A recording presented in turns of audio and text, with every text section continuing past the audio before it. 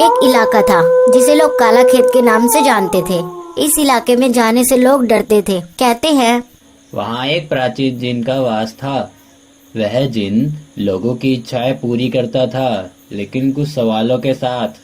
अगर उसके सवालों के जवाब ना दिए जाए तो वह उस इंसान की आत्मा को हमेशा के लिए कैद कर लेता था। इस इलाके के पास ही एक छोटा सा गांव रूहनगर था।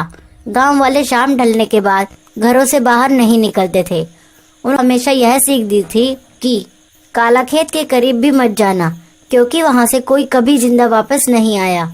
रूहनगर के पास रहने वाला एक युवा लड़का आर्यन हमेशा से रहस्यमयी और डरावनी कहानियों को जानने का शौकीन था।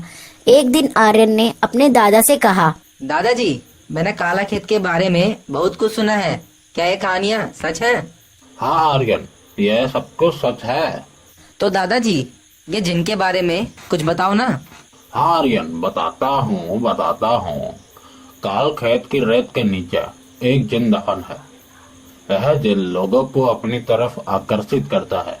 वह लोगों से कुछ सवाल पूछता है, लेकिन जो कोई भी उस जिन के सवालों के जवाब नहीं दे पाता, वह गायब हो जाता है। तो दादा, क्या ये सब एक कहानी है? भला कोई जिन सच में होता है क्या? यह कहानी नहीं है बेटा। मैं अपनी आंखों से देख चुका हूँ कि वह जिन लोगों को कैसे अपनी ओर आकर्षित करता है। आर्यन को अपने दादा की बातों पर यकीन नहीं हुआ और उसने तय किया कि वह काला खेत जाएगा और इस जिन की सच्चाई का पता लगाएगा। आर्यन ने अपने दोस्तों समीर और नेहा को एक खतरनाक यात्रा पर चलने के लिए मनाने लगा। तुम दोनों ने क्या काला खेत के जिन के बारे में सुना है? हाँ, मुझे मेरी दादी ने बताया है कि वह जिन बहुत ही खतरनाक है। मुझे लगता है कि कोई जिन नहीं है, यह कुछ लोगों की शरारत है। एक काम करते हैं, हम तीनों काला खेत जाकर देखते हैं कि कौन सा जिन है। क्या तुम पागल हो? दादा ने साफ साफ मना किया है। हाँ, मेरी दादी ने भी काला खेत की तरफ जाने को मना किया है। अगर हम डरते रहे तो सच कभी सामने नहीं आएगा। यह कहकर आर्यन ने समीर और नेहा को काला खेत चलने के लिए मना लिया। रात के समय तीनों काला खेत की ओर निकल पड़े। जैसे जैसे वे आगे बढ़े, हवा ठंडी और भारी लगने लगी। चारों तरफ सन्नाटा था। जैसे ही वे काला खेत के केंद्र में पहुंचे, अचानक हवा तेज हो गई।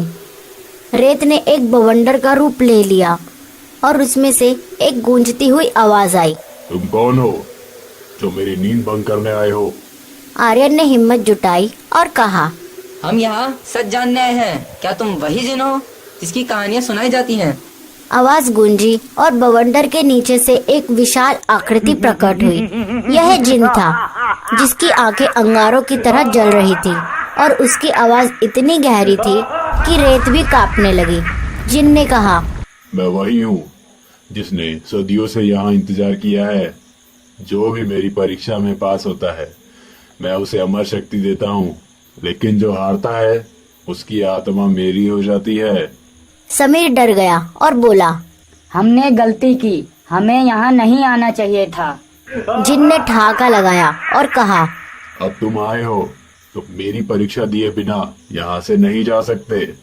जिन ने आर्यन के सामने एक सोने से भरा बड़ा संदूक रखा और कहा, यह सब तुम्हारा हो सकता है, लेकिन इसके बदले तुम्हें अपने सबसे प्यारे दोस्तों की बलि देनी होगी।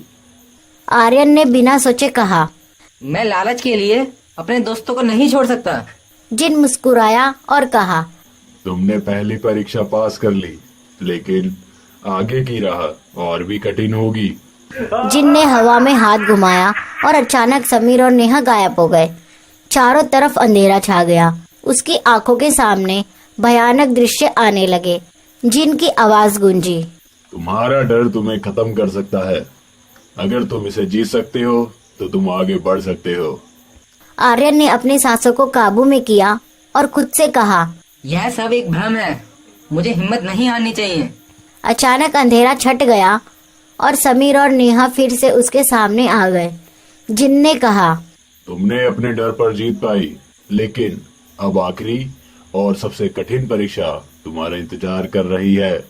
जिन ने आर्यन को उसकी सबसे गहरी छुपी हुई यादों के सामने लाकर खड़ा कर दिया। उसने आर्यन को उसके बचपन का वह दिन दिखाया जब उसने गलती से अपने छोटे भाई को चोट पहुंचाई थी। यह चोट इतनी गहरी थी कि उसका भाई चलने फिरने में असक्षम हो गया था।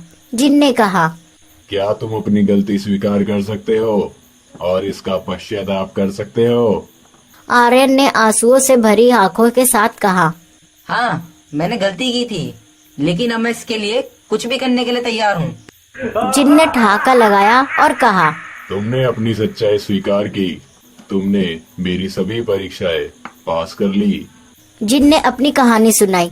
वह कभी इंसान था, लेकिन अपने लालच और क्रूरता के कारण उसे जिन बना दिया गया।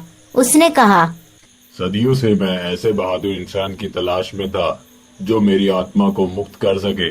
तुमने मेरी सभी परीक्षाएं पास करके मुझे मुक्ति दी है। अब मैं इस दुनिया से हमेशा के लिए चला जाऊंगा। जिनकी आकृति धीरे धीरे गायब हो गई। आर्यन, समीर और नेहा गांव लौटे और वहां की कहानी सबको सुनाई। कालाखेत अब भूतिया इलाका नहीं रहा।